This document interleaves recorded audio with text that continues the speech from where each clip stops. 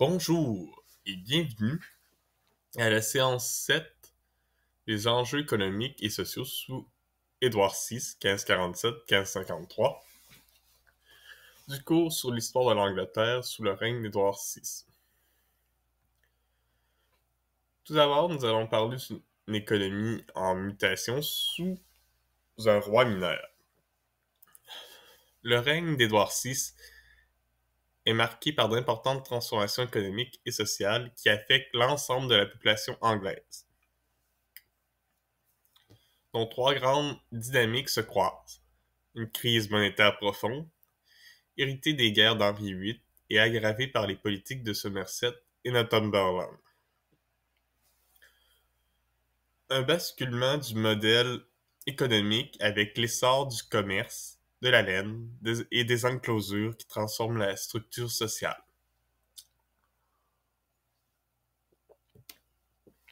Et on a également le développement d'un capitalisme marchand qui profite aux élites urbaines, mais creuse les inégalités. Ces phénomènes sont-ils propres au règne d'Édouard VI ou s'inscrivent-ils dans une tendance plus large?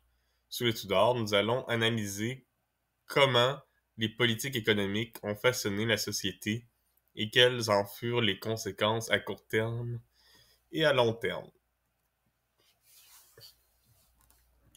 Commencer la crise monétaire et les politiques économiques sous Édouard VI. On a un héritage économique des dettes d'Henri VIII. À la mort d'Henri VIII en 1547, l'Angleterre est en quasi-faillite.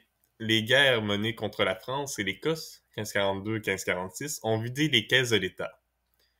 Bon, la dissolution des monastères entre 1536 et 1540 a fourni une manne financière temporaire mais n'a pas assuré de revenus durables. L'État a accumulé une dette énorme auprès des marchands et banquiers d'Anvers et d'Augsbourg. Les régents d'Édouard VI, Somerset puis Northumberland doivent trouver des solutions pour financer le gouvernement. Bon, la crise se poursuit. On tente de limiter les dégâts avec la dévaluation de la monnaie, mais c'est un échec économique.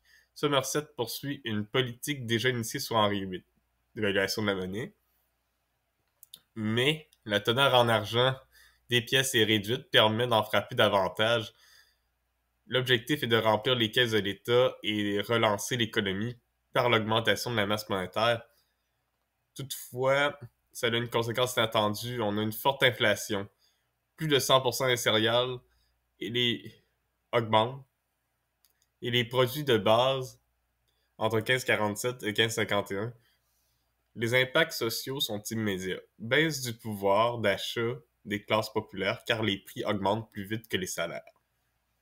Méfiance des marchands et investisseurs commencent à refuser la monnaie anglaise. Augmentation du chômage car les artisans et commerçants souffrent de la baisse de la consommation. Face à ce désastre, Northumberland tente une réforme monétaire en 1551, retrait des pièces trop altérées et rétablissement d'une monnaie plus stable. Hausse des impôts et restriction des dépenses publiques. Fin des guerres pour limiter les coûts militaires. Cela permet un début de stabilisation, mais les classes populaires subissent toujours l'inflation et les hausses d'impôts. Transformation rurale et crise sociale. L'impact des enclosures. L'essor du commerce de la laine et la privatisation des terres. L'économie anglaise connaît un basculement vers l'élevage ovin. Sous Édouard VI, la demande de la laine augmente en Flandre et en Italie, incitant les propriétaires à transformer les terres cultivables en pâturage. Résultat, multiplication des enclosures. L'enclosure, c'est clôture des terres communes pour usage privé. Les grands propriétaires fonciers bénéficient de profits records, mais les petits paysans sont les perdants. Conséquences sociales des enclosures, l'impact est désastreux pour les populations rurales. Expulsion des petits paysans qui perdent leurs moyens de subsistance. Montée du vagabondage, car ces paysans deviennent des sans-terre errants. Loi répressive contre les vagabonds, comme celle de 1547 qui autorise leur réduction en esclavage pour 2 ans.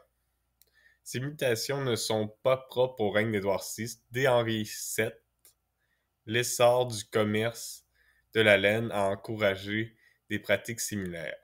Mais sous Édouard VI, la rapidité du phénomène et l'absence de protection sociale accentuent la crise. L'essor des villes et du commerce international, urbanisation et inégalité, l'émergence d'un capitalisme marchand. Avec le développement du commerce, de la laine et l'industrialisation du textile, les villes anglaises connaissent une forte croissance. Londres devient un centre commercial majeur, attirant marchands et artisans. En 1551, la compagnie de Moscovie est fondée pour ouvrir des routes commerciales vers la Russie. La hausse de la demande en textile stimule la production dans les villes comme Norwich et Coventry. Cependant, l'essor économique est inégalitaire. Cet essor profite surtout à une nouvelle classe de marchands et de financiers. Les riches investisseurs s'enrichissent en contrôlant la production de textiles et le commerce. Les artisans et ouvriers restent sous-payés malgré l'augmentation de la demande. Les taxes sur le commerce permettent à l'État de se financer, mais elles pèsent surtout sur les classes populaires. Comparaison avec les autres règnes Tudors. Sous Henri VII, la montée du commerce favorise l'émergence d'une bourgeoisie urbaine. Sous Henri VIII, la dissolution des monastères redistribue les terres à une nouvelle élite. Sous Édouard VI, la mutation économique s'accélère, mais sans politique sociale pour accompagner les laissés-pour-compte. Conclusion, un tournant économique aux conséquences durables. Le règne d'Édouard VI est marqué par des décisions économiques radicales aux effets contrastés. La crise monétaire affaiblit les classes populaires et réduit la confiance dans l'économie. Les enclosures et la privatisation des terres transforment profondément la société anglaise.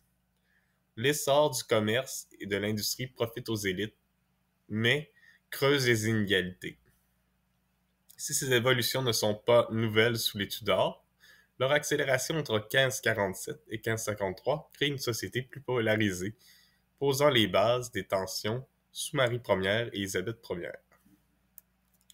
Bon, voici une biographie suggestive, regroupant des ouvrages généraux sur les Tudors et Édouard VI, sur l'économie et la société anglaise au 16e siècle, et sur les enclosures de la crise sociale, si vous voulez aller plus loin. Je vous rappelle, c'est toujours facultatif. C'est toujours facultatif, pardon. Et sur ce, moi j'ai terminé pour cette séance. On se revoit prochainement pour la séance 8. À plus!